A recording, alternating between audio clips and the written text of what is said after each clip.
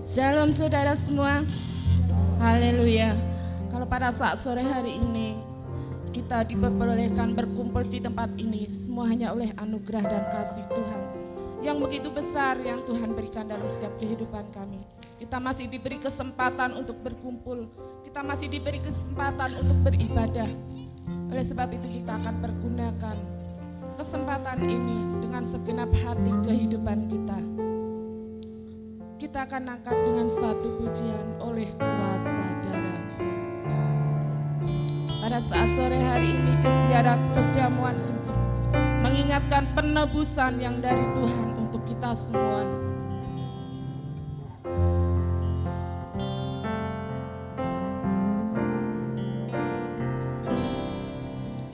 Saat ku masuk ke hadirat-Mu, bawa persembahan ke tempat kudus-Mu. Pujian ku naikkan, sembah ku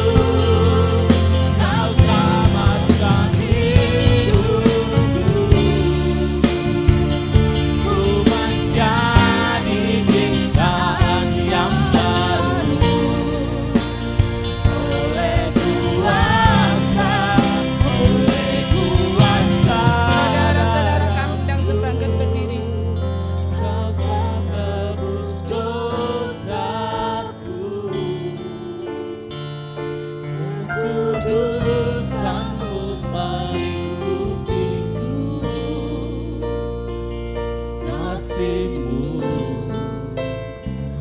mengalir memulihkan hidupku.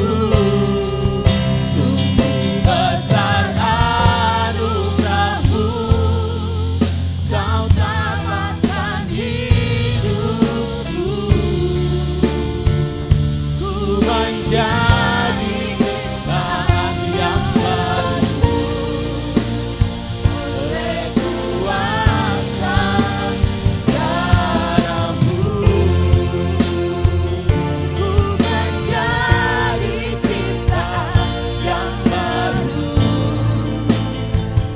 Ku menjadi ciptaan yang baru. Ku menjadi ciptaan yang baru oleh kuasa darah-Mu. Kami mohon masuk dalam doa.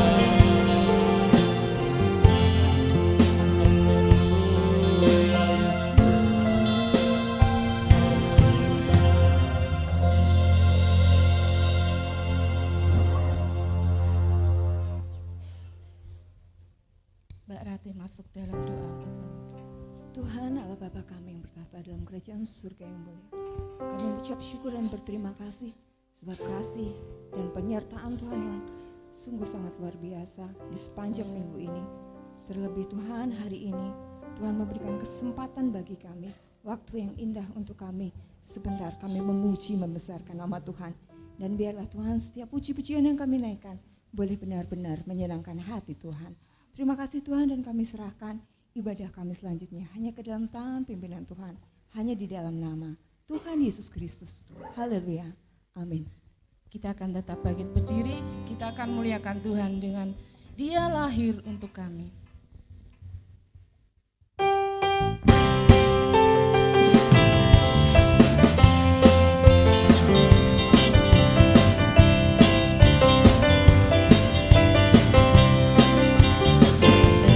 Dia lahir untuk kami, Dia mati untuk kami, Dia bangkit bagi kami semua. Dia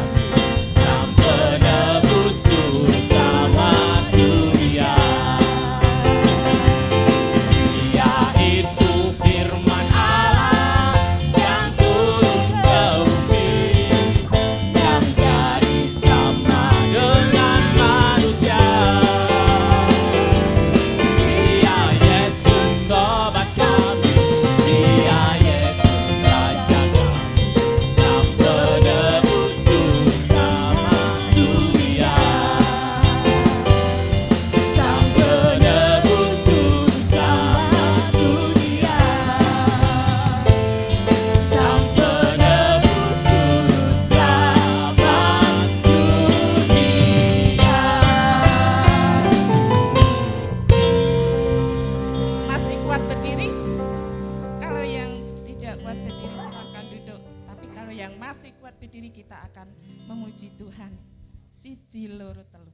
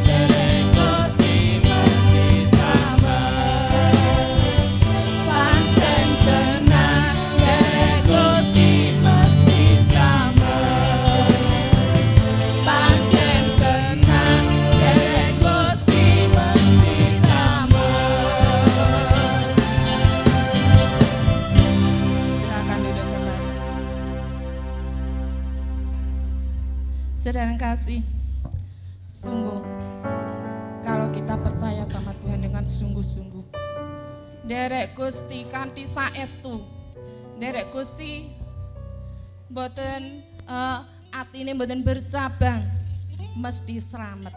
Awet jaminan keselamatan hanya ada dalam Tuhan Yesus. Ya. Kita akan sambut lagi dengan satu pujian, bangkit serukan nama Yesus.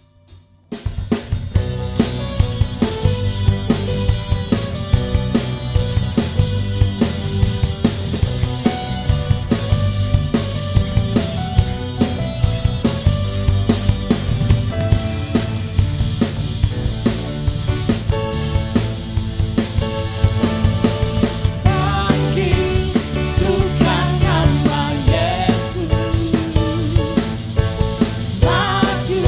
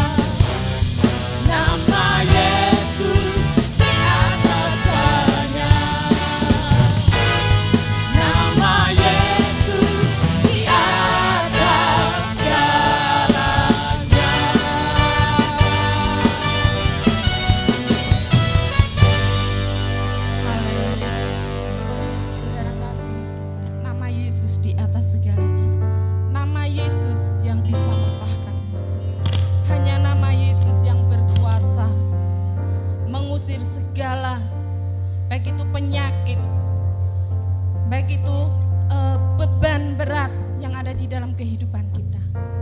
Hanya nama Yesus, kita panggil nama Yesus, semua Tuhan yang akan menyelesaikan.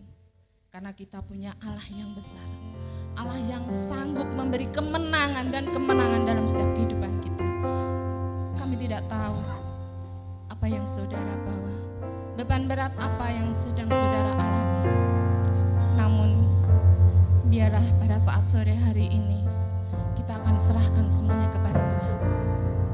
Biarlah iman kita akan taruh sungguh-sungguh di dalam Tuhan, sehingga kita mendapatkan kelepasan dan kemenangan. Aku punya Tuhan yang besar. Sebentar kita akan mendengarkan firman Tuhan. Kita akan persiapan hidup kita, hati kita, supaya Tuhan berkarya di dalam hidup kita. Tuhan mengubah karakter-karakter kita yang belum berkenan di hadapan Tuhan. Kita akan serahkan semuanya kepada Tuhan. Kami undang saudara untuk bangkit berdiri sekali lagi.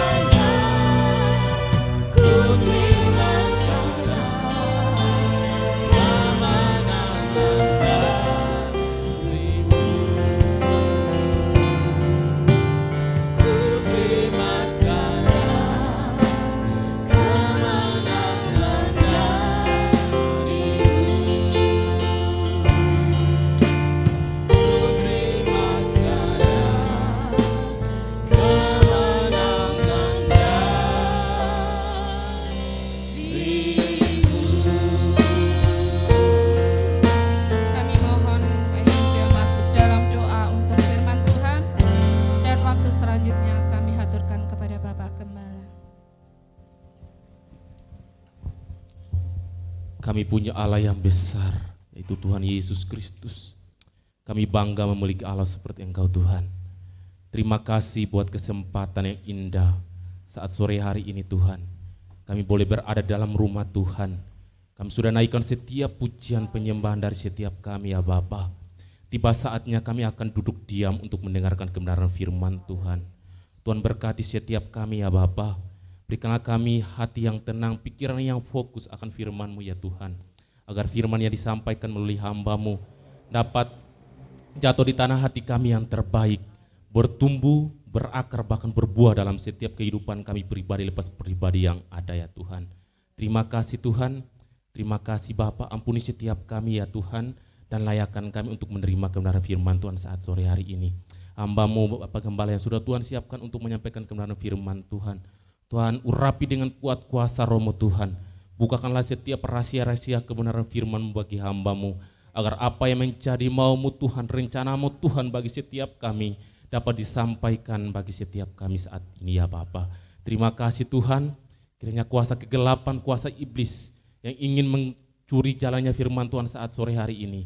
Kami satu hati, kami hancurkan kuasanya di dalam nama Tuhan Yesus Kristus. Biarlah kuasa-Mu saja memenuhi tempat ini, terlebih memenuhi setiap hati pikiran kami, agar kami duduk diam dan mendengarkan firman-Mu. Terima kasih Tuhan, berfirmanlah Tuhan sebab kami siap untuk mendengarkan firman-Mu. Di dalam nama Tuhan Yesus Kristus, kami berdoa dan mengucap syukur. Haleluya. Amin. Shalom, puji Tuhan. Selamat sore Bapak Ibu. Selamat berjumpa dan salam sejahtera dalam kasih Tuhan Yesus. Bagaimana kabarnya Bapak Ibu? Semuanya baik, semuanya sehat. Siapa yang mau diberkati, angkat tangan. Semua mau diberkati ya. Mari kita siapkan hati kita untuk diberkati melalui kebenaran firman Tuhan. Tema firman Tuhan sore ini berbicara tentang Allah yang Maha Kuasa. Temanya apa Bapak Ibu? Allah yang Maha Kuasa.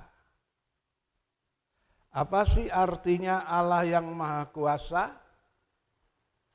Allah yang Maha Kuasa itu satu, Dia sangat berkuasa. Jadi tidak ada kuasa lain di bumi maupun dimanapun yang sebesar kuasa dari Tuhan. Ya, yang kedua, arti dari Allah yang Maha Kuasa, Dia adalah Allah yang serba bisa. Serba bisa. Dalam arti tidak ada barang yang tidak bisa bagi Tuhan. Ya. Berikutnya Allah yang Maha Kuasa itu artinya Dia tidak terbatas oleh ruang dan waktu. Kalau manusia kan terbatas oleh ruang dan waktu. Kayak saya sekarang di sini, orang datang ke rumah saya, paraan, enggak ada saya. Karena saya lagi di sini, di Teraji. Ya, tapi kalau Allah yang Maha Kuasa itu, Dia tidak terbatas ruang dan waktu. Berikutnya lagi, Allah yang Maha Kuasa itu Dia tidak tergantung dengan situasi dan kondisi. Ya. Jadi kalau saudara punya Allah yang Maha Kuasa ini, saudara tidak perlu khawatir. Orang lain bilang ini sekarang situasinya lagi sulit, lagi susah, mana mungkin bisa dapat keuntungan. Itu bagi orang yang tidak memiliki Allah yang Maha Kuasa. Kalau kita memiliki Allah yang Maha Kuasa, kalau Dia mau memberkati saudara dan saya, Ya, dia tidak tergantung dengan situasi dan kondisi. Ya. Berikutnya lagi, Allah yang Maha Kuasa itu artinya dia bisa lakukan apa saja yang dia mau. Ya, dia bisa lakukan apa saja yang dia mau. Dia Maha Kuasa kok. Dia mempunyai hak prerogatif untuk manusia, untuk semuanya lah. Dia bisa lakukan apa saja yang dia mau. Mari kita akan lihat tentang Allah yang Maha Kuasa ini. Pertama kali muncul dalam Alkitab adalah di Kejadian 17 ayat 1. Saya jemput dengan hormat, sama-sama bangkit berdiri. Kejadian 17 ayat 1. Ketika Abram berumur 99 tahun, maka Tuhan menampakkan diri kepada Abram dan berfirman kepadanya, Akulah Allah yang Maha Kuasa. Seringkali kita kenal dengan istilah El Shaddai tadi. Ya. Hiduplah di hadapanku dengan tidak bercela. Jadi saat Abraham lagi frustrasi, umurnya sudah 99, ya dalam pernikahan dia belum mendapatkan keturunan, mungkin dia lagi frustrasi rasanya wis apa iso. Nah, dalam kondisi begitulah Tuhan menampakkan diri sebagai Allah yang Maha Kuasa. Dengan catatan, kalau kamu hidup di hadapanku dengan tidak bercela. Sekarang kita akan melihat masuk bagian berikutnya, tanda dan bukti-buktinya kalau dia Allah kita itu Allah yang Maha Kuasa. Tanda dan bukti-buktinya apa? Kita buka Perjanjian Lama juga, Yesaya 65. Yesaya 65 ayatnya yang ke-24. Ya, coba bisa dibaca Yesaya 65 ayat 24. Yesaya 65 ayat yang ke-24. Maka sebelum mereka memanggil, aku sudah menjawabnya. Ketika mereka sedang berbicara, aku sudah mendengarkannya. Ya, ini tanda. Ya, dan bukti kalau Allah kita itu Maha Kuasa. Dikatakan sebelum mereka memanggil, aku sudah menjawab. Dalam dunia percaturan antara manusia dengan manusia, nek saya belum memanggil seseorang, misalnya saya belum memanggil Mas Yehuda, saya belum manggil. Tahu-tahu Mas Yehuda ngomong apa? Nah, saya kan lalu bilang, apa wong aku orang ngundang itu. Ya ini kalau keistimewaan Allah kita yang Maha Kuasa itu sebelum mereka memanggil, sebelum kita berdoa, sebelum kita memanggil nama Tuhan, aku sudah menjawab. Loh kok iso? Kok Tuhan ngerti? Sebelum kita manggil, sebelum kita berdoa, kok Tuhan wis jawab? Kok Tuhan wis ngerti? Ya itulah karena Allah kita itu Allah yang Maha Kuasa tadi. Ya. Ketika kita sedang berbicara, Tuhan sudah mendengar.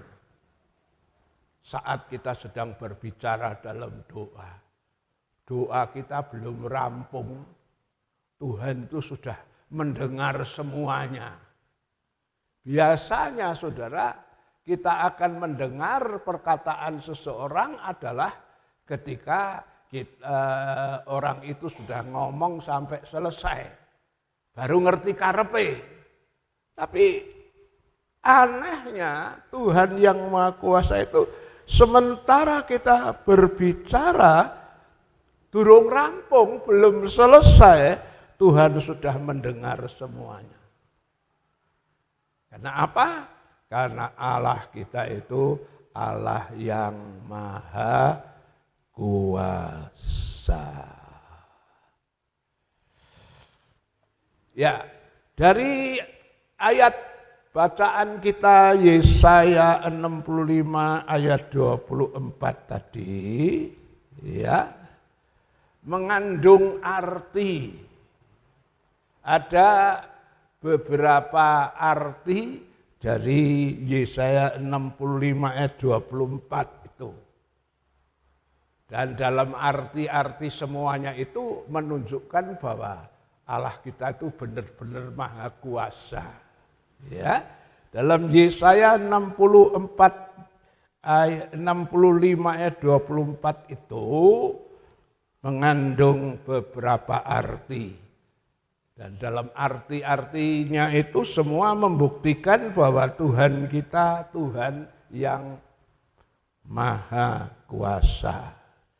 Pertama, pengertian pertama yang menunjukkan bahwa Tuhan yang Maha Kuasa adalah satu, Tuhan kita adalah Tuhan yang Maha Tahu.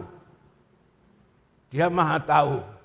Saudara di mana posisinya, lagi apa.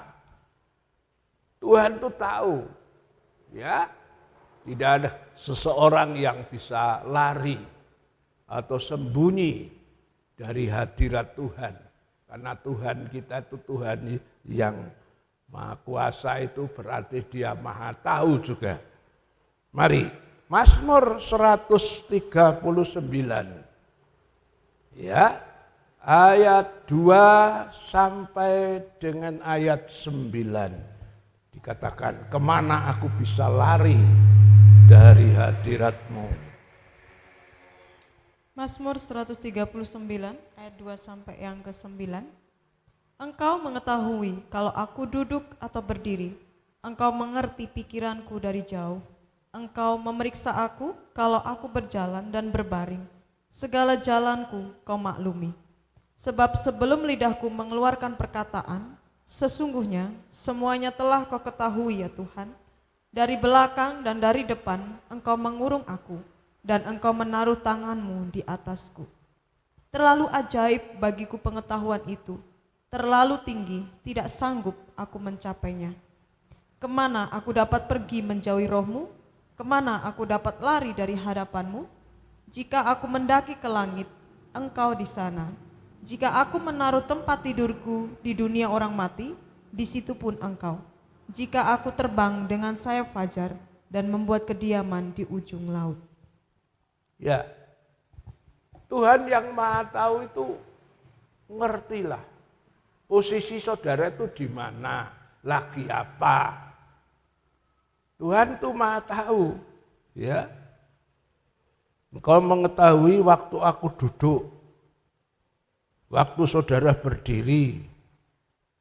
Bahkan Tuhan itu ngerti pikiran saudara dan saya sedang mikir apa.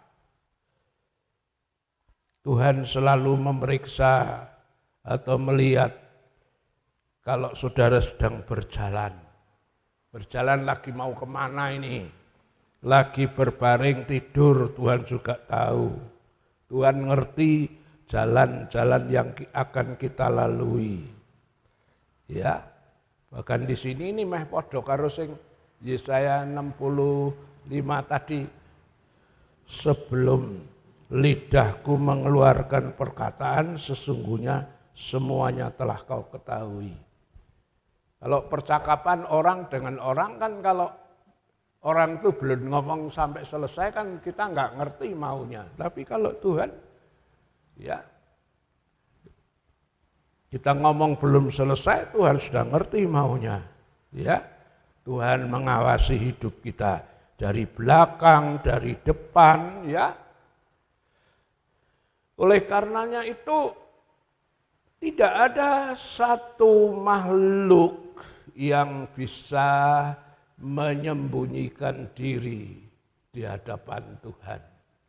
Ya, tidak ada manusia yang bisa menyembunyikan diri di hadapan Tuhan. Tidak ada manusia yang bisa goroh atau ngapusi di hadapan Tuhan. Karena Tuhan kita itu Allah yang Maha Kuasa, Dia juga Maha Tahu. Ya, saya ingat waktu Ananias dan Safira berunding di rumah, ya, untuk menyisihkan sebagian dari penjualan tanah itu. Dia pikir di kamar rahasia hanya Ananias Safira tok yang tahu. Tapi dia lupa bahwa Tuhan itu Tuhan yang Maha Kuasa, itu Tuhan yang Maha Tahu. Sehingga ketika suaminya coba goroh, ngapusi, langsung ditegur kok sama Petrus, kenapa kamu mendustai Roh Kudus? Ya. Coba kita baca itu Kisah Rasul pasal 5 ayat 1 sampai 4 dan ayat 9. Kisah para Rasul 5 ayat sampai 4 dan ayat 9. Ada seorang lain yang bernama Ananias. Ia beserta istrinya Safira menjual sebidang tanah. Dengan satu istrinya, ia menahan sebagian dari hasil penjualan itu dan sebagian lain dibawa dan diletakkannya di depan kaki rasul-rasul. Tetapi Petrus berkata, Ananias, mengapa hatimu dikuasai iblis, sehingga engkau mendustai Roh Kudus dan menahan sebagian dari hasil penjualan tanah itu? Selama tanah itu tidak dijual, bukankah itu tetap kepunyaanmu? Dan setelah dijual, bukankah hasilnya itu tetap dalam kuasamu? Mengapa engkau merencanakan perbuatan ini dalam hatimu? Engkau bukan mendustai manusia, tetapi mendustai Allah. Ya, Ananias dan Safira, suami istri itu berencana menyisihkan sebagian dari hasil penjualan tanah yang sudah dia natsarkan, dia janjikan itu. Itu di Roma rundingannya. Tapi kok Petrus bisa tahu? Karena Petrus yang penuh dengan Roh Kudus. Dia memiliki roh dari Allah yang Maha Tahu itu. Langsung menegur, kenapa kamu bersepakat mendustai Roh Kudus dengan menyisihkan sebagian dari hasil penjualan tanahmu. Nah, ini membuktikan bahwa Allah kita itu Allah yang Maha Kuasa, itu berarti Allah yang Maha Tahu. Kita tidak bisa ngapusi, menyembunyikan sesuatu di hadapan Tuhan. Ya, Allah yang Maha Kuasa itu juga Allah yang mengerti isi hati kita. Pepatah dunia mengatakan dalam laut bisa diduga, tapi dalam hati siapa tahu. Ya, dalam hati itu selain saudara, Tuhan itu tahu apa yang dalam hati saudara dan saya. Karena Tuhan yang Maha Kuasa itu Maha Tahu. Yeremia 17 ayat 10. Yeremia 17 ayat yang ke-10. Aku Tuhan yang menyelidiki hati, yang menguji batin, untuk memberi balasan kepada setiap orang setimpal dengan tingkah langkahnya, setimpal dengan hasil perbuatannya. Iya, jelas sekali ayat ini mengatakan, Aku Tuhan yang menyelidik hati. Tuhan yang menyelidik hati manusia, yang menguji batin. Ya. Jadi Tuhan tuh tahu isi hati kita. Tuhan juga tahu motivasi saudara. Sore ini datang kepada Tuhan. Saudara, Tuhan tahu motivasi pelayanan pengorbanan. Nek pendeta ora ngerti, pokoknya dikorbani ya wis ngelem mbek wong sing korban. Wah, hebat ya, kamu cinta pekerjaan Tuhan gini-gini. Karena pendeta orang ngerti isi hati. Tapi Tuhan tahu, saudara pelayanan, saudara korban ini dan itu punya motivasi apa, Tuhan itu tahu. Ya, Tuhan itu tahu. Karena itu, ya, di hadapan Tuhan kita nggak bisa sembunyi atau goroh. Semua yang kita lakukan itu harus dipertanggungjawabkan satu kali. Ya, Ibrani pasal 4 ayat 13 mengatakan apa? Ibrani pasal 4:13, dan tidak ada suatu makhluk pun yang tersembunyi di hadapannya, sebab segala sesuatu telanjang dan terbuka di depan mata Dia, yang kepadanya kita harus memberikan pertanggungan jawab. Ya, tidak ada satu makhluk, tidak ada satu pribadi yang bisa sembunyi di hadapan Tuhan. Isa goroh, isa ngapusi. Kalau di depan manusia kita bisa bersandiwara kata nyanyian, tapi tidak di hadapan Tuhan. Karena Tuhan tahu persis yang saudara dan saya lakukan. Karena Tuhan tahu isi hati kita. Saudara melakukan pekerjaan ini, pelayanan ini, korban ini maksudnya apa? Motivasinya apa? Tuhan tahu. Dan yang jelas nanti semua akan diuji. Ya, yang saudara lakukan, yang saudara korbankan semua satu kali akan diuji dengan api. Yang saudara lakukan itu dengan motivasi yang benar apa enggak? Ya. 1 Korintus 3, 11 sampai 15. 1 Korintus 3 ayat yang ke-11 sampai 15. Karena tidak ada seorang pun yang dapat meletakkan dasar lain daripada dasar yang telah diletakkan, yaitu Yesus Kristus. Entahkah orang membangun di atas dasar ini dengan emas, perak, batu, permata, kayu, rumput kering atau jerami, sekali kelak pekerjaan masing-masing orang akan nampak. Karena hari Tuhan akan menyatakannya, sebab ia akan nampak dengan api, dan bagaimana pekerjaan masing-masing orang akan diuji oleh api itu. Jika pekerjaan yang dibangun seseorang tahan uji, ia akan mendapat upah. Jika pekerjaannya terbakar, ia akan menderita kerugian, tetapi ia sendiri akan diselamatkan, tetapi seperti dari dalam api. Ya, bicara tentang motivasi, itu membahas tentang apa sih yang saudara lakukan itu maksudnya apa? Saudara ibadah, saudara berkorban, saudara pelayanan, itu maksudnya apa? Dengan motivasi yang benar apa punya pamrih yang lain?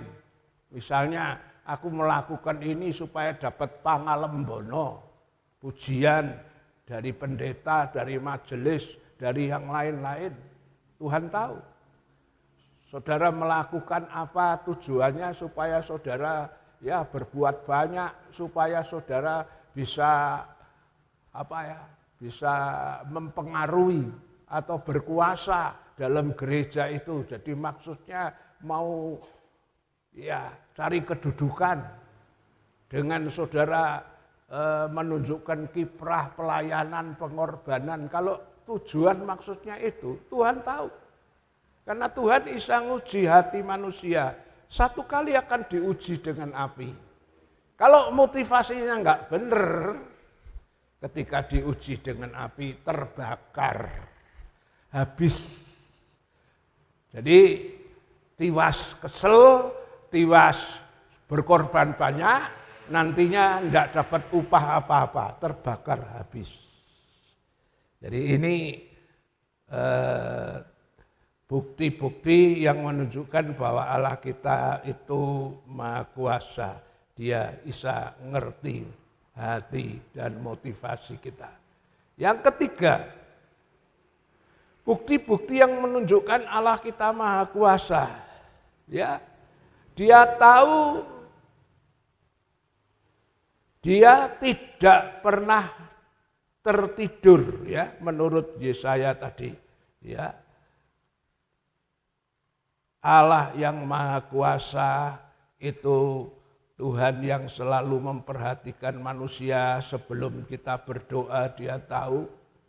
Lah itu juga menunjukkan karena Allah kita itu Allah yang tidak pernah tertidur.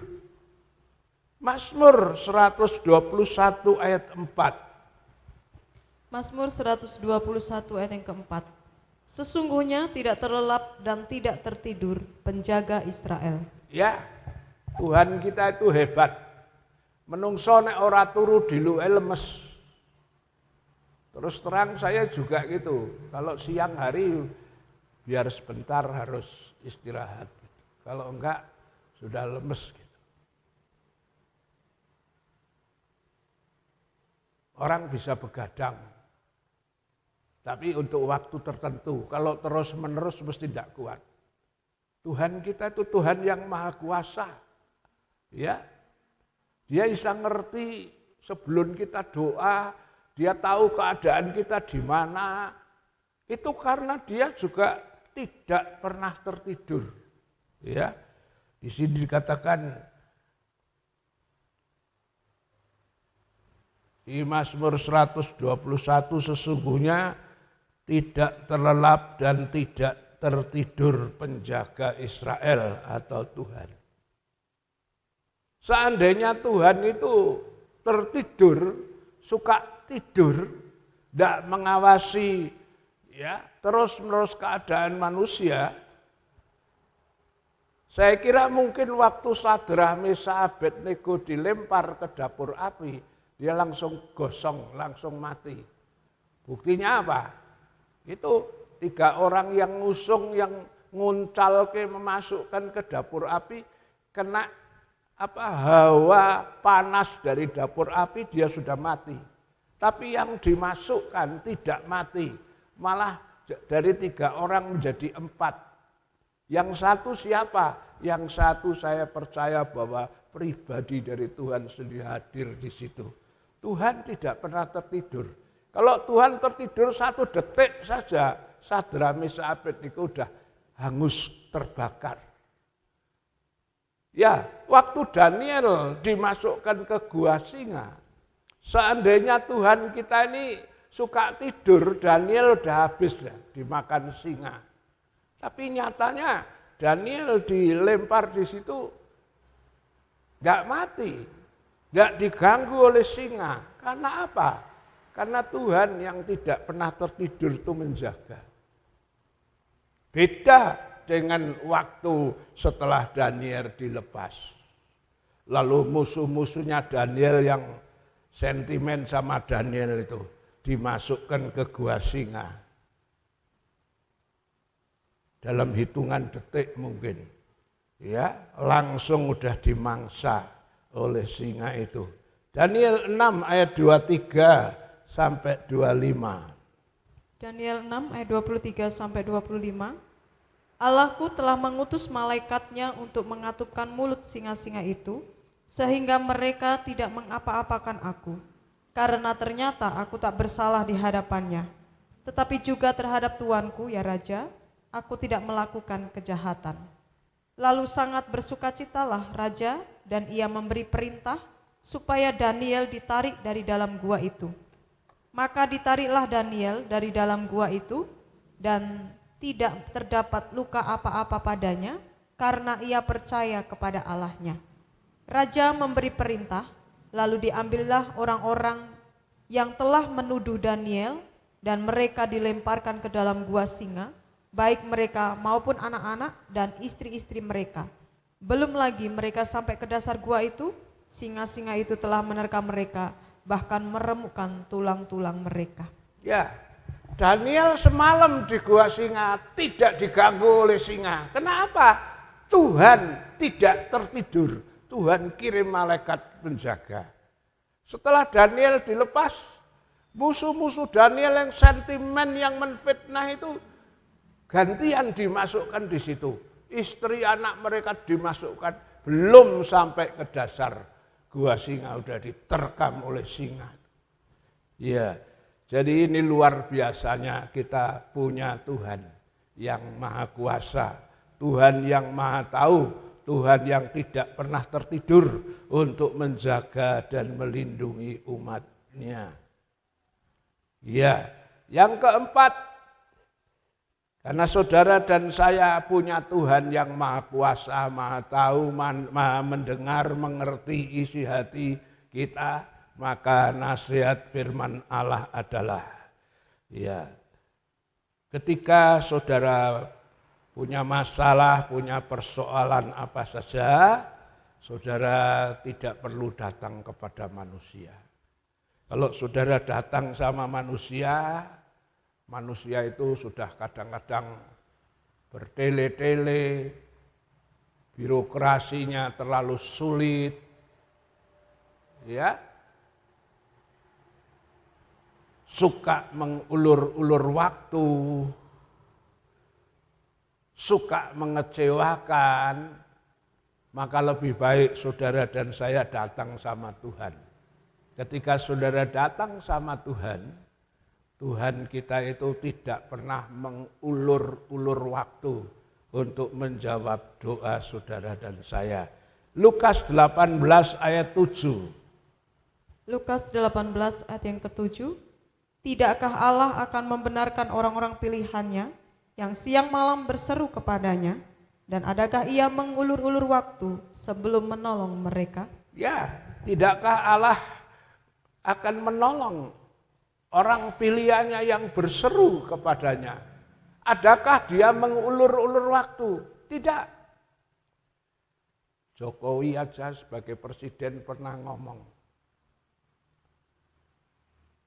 kalau sekiranya bisa dipermudah, kenapa dipersulit? Kalau kiranya bisa dipercepat, kenapa harus dibikin yang lama? Birokrasinya yang muter-muter, itu dipangkas dalam pemerintahan Jokowi. Ini sesuai dengan kemauan Tuhan. Tuhan tuh enggak suka ngulur-ngulur. Bahkan Tuhan kita itu Tuhan yang murah. Karena itu kalau saudara punya masalah, jangan datang sama orang. Orang banyak bikin kecewa. Datang saja sama Tuhan. Yakobus 1 ayat 5, coba. Yakobus 1 ayat yang ke-5. Tetapi apabila di antara kamu ada yang kekurangan hikmat, hendaklah ia memintakannya kepada Allah, yang memberikan kepada semua orang dengan murah hati dan dengan tidak membangkit-bangkit. Maka hal itu akan diberikan kepadanya. Ya, kalau ada di antara kamu yang kurang, di sini memang keterangannya hikmat, tapi juga sebetulnya pengertiannya luas. Kurang apakah saudara perlu kesembuhan, perlu dalam masalah keuangan, perlu jalan keluar masa depan, piye. Datanglah sama Tuhan. Ada di antara kamu yang memerlukan kurang apa, datang sama Tuhan. Tuhan itu kalau memberi dengan murah hati. Murah hati itu artinya apa? Murah hati itu artinya Tuhan itu senang memberi lebih. Kalau manusia kan enggak. Aku butuh duit 1 juta, tak nyilih. Loh manusia, ya isanya cuma 100, padahal mungkin dia di rumah punya. Tapi beda dengan Tuhan. Tuhan itu suka, murah hati itu suka memberi lebih. Coba Efesus 3 ayat 20. Efesus 3 ayat 20. Bagi dialah yang dapat melakukan jauh lebih banyak daripada yang kita doakan atau pikirkan, seperti yang ternyata dari kuasa yang bekerja di dalam kita. Iya, bagi dia yang berkuasa memberi lebih. Ya karena Tuhan kita murah hati kok. Dia suka memberi lebih. Ya. Bahkan terkadang-kadang saudara sesuatu yang apa ya, secara manusia mustahil, tidak mungkin. Kalau saudara datang sama Tuhan, Tuhan bisa kasih kok. Coba itu. 1 Korintus 2 ayat 9.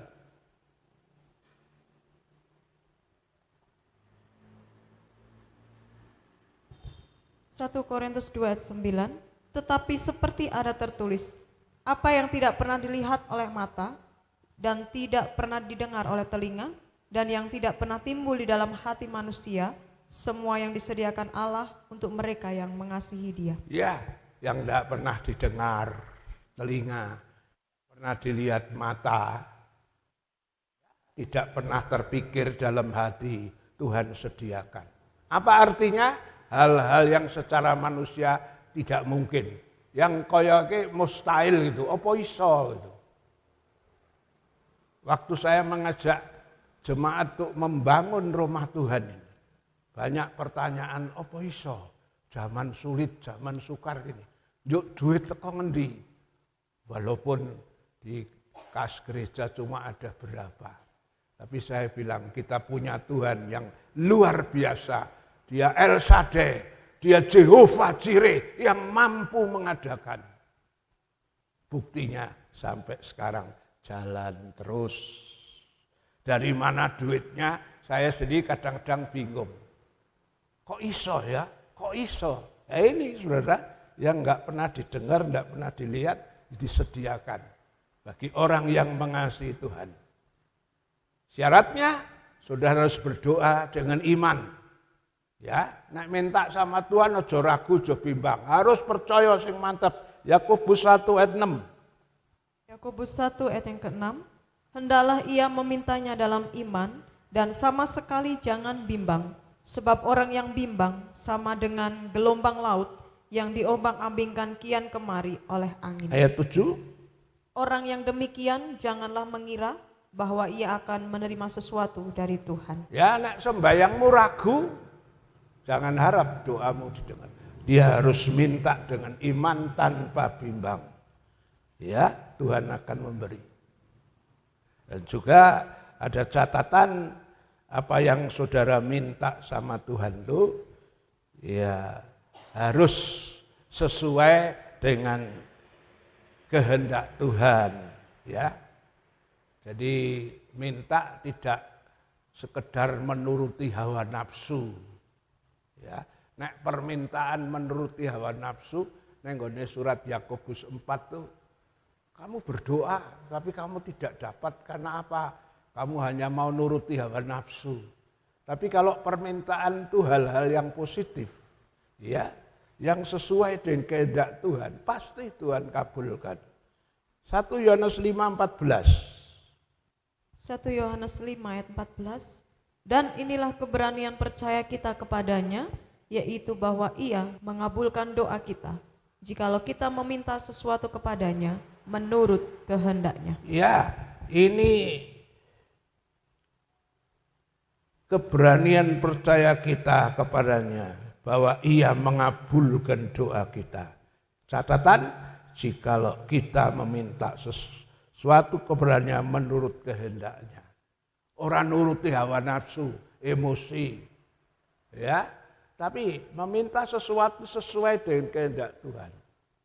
Cara menguji permintaan yang sesuai dengan kehendak Tuhan atau nuruti hawa nafsu ialah begini.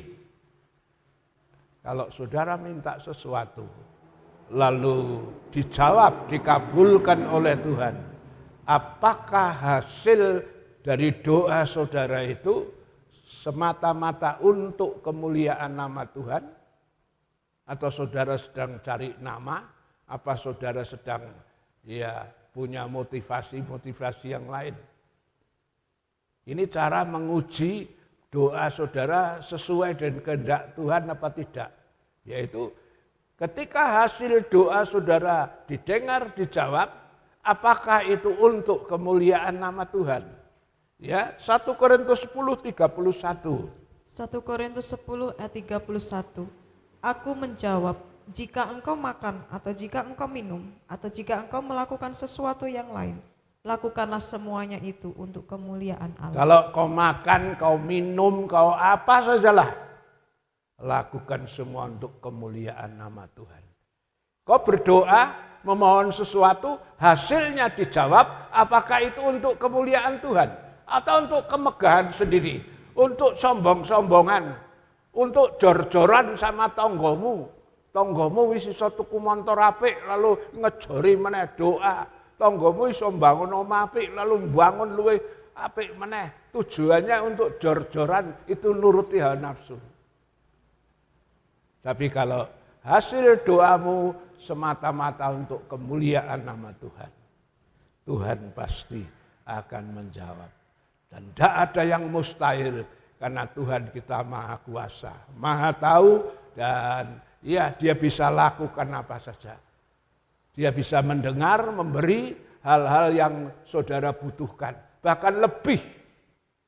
Ya, Salomo itu cuma minta hikmat, tapi Tuhan kasih lebih. Ya, karena Tuhan tahu Salomo hatinya mengasihi Tuhan. Sehingga Tuhan beri lebih dari yang dia minta. Saya tidak tahu saudara hari ini datang kepada Tuhan, saudara punya masalah, keperluan apa? Firman Tuhan bilang, tidak usah khawatir, kita punya Allah yang maha kuasa, maha tahu. Dia tahu isi hatimu, dia tahu keperluanmu. Iya, dan Allah kita berkuasa memenuhi segala keperluan kita. Bahkan lebih dari itu. Asal semuanya untuk kemuliaan nama Tuhan. Amin. Kita nyanyi satu nyanyian. Tuhan Yesus setia, dia sahabat kita. Tuhan Yesus setia, dia sahabat kita. Dalam segala susahku, selalu menghiburku. Dia mengerti bahasa tetesan air mata. Walau badai mengamuk dan gelombang menerjang, Tuhan Yesus setia. Sesuai dengan firman Tuhan, Allah kita maha kuasa, dia maha tahu, dan dia juga Tuhan yang setia. Jangan bimbang, jangan takut. Sebagai orang percaya, saudara datang sama Tuhan, saudara punya masalah apa? Mari ceritakan sama Tuhan. Saudara tidak perlu minta cerita sama orang lain. Belum tentu dikabulkan, malah dipermalukan. Tapi kalau saudara minta sama Tuhan, ya minta dengan iman. Asal semua yang kau doakan itu tujuannya adalah untuk mempermuliakan Tuhan. Dia akan kabulkan. Karena dia maha kuasa. Dia El Shaddai, dia Jehovah Jireh yang bisa mengadakan dari yang tidak ada menjadi ada. Tuhan Yesus setia, dia sahabat kita. Dalam segala susahku, selalu menghiburku. Dia mengerti bahasa tetesan air mata. Walau badai mengamuk dan gelombang menerjang, Tuhan Yesus setia. Walau badai mengamuk dan gelombang menerjang, Tuhan Yesus setia. Terima kasih Bapa di surga buat kebenaran firman yang disampaikan sore ini. Engkau meneguhkan iman kami, Engkau meneguhkan hati kami, supaya kami tetap percaya, kami bangga punya Tuhan yang maha kuasa, Tuhan yang maha tahu. Sebelum kami meminta, Tuhan sudah tahu apa yang dipermohonan kami. Sebelum kami berdoa, Tuhan sudah mendengar semua yang menjadi keluhan hati kami. Karena Engkau Allah yang maha tahu, Engkau Allah yang maha kuasa. Terima kasih Tuhan. Kalau jemaat yang hadir sore ini ada banyak masalah, banyak keperluan, pertetapkan, perteguhkan iman mereka supaya mereka tetap yakin bahwa mereka punya Tuhan yang berkuasa. Kami tidak perlu datang kepada yang lain yang kadang-kadang suka menghina, melemahkan Tuhan. Kami datang sama Tuhan, sumber segalanya yang bisa memberi lebih dari yang kami harapkan Tuhan. Terima kasih Kau mengajar kami untuk koreksi hati kami. Tuhan tahu motivasi kami. Ya, ketika kami berdoa pun tujuannya untuk apa? Tuhan tahu dan Kau mengoreksi supaya kami boleh menjadi orang Kristen yang melakukan apa saja tujuannya untuk hormat dan kemuliaan nama Tuhan. Maka apapun yang kami doakan, apapun yang kami inginkan, Tuhan pasti akan kabulkan karena semua untuk kemuliaan nama-Mu. Terpuji nama-Mu Tuhan. Terima kasih seluruh jemaat yang hadir, berkati satu persatu. Haleluya, amin. Ya, tidak ada pengumuman lain. Saudara, saya ingatkan cuma jangan lupa Natal di sini tanggal 25 Desember. Ya, dan jangan lupa doakan pembangunan rumah Tuhan ya sampai bisa selesai. Saudara bisa korbankan tenaga, waktu, harta, pikiran, semua untuk kemuliaan nama Tuhan. Dan Tuhan akan memberkati limpah ruah sesuai janjinya. Puji Tuhan. Mari kita akhiri ibadah ini, kita bangkit berdiri. Shalom, shalom, damai Allah turun ke atasmu sekarang. Shalom, shalom, damai Allah sekarang dan selamanya.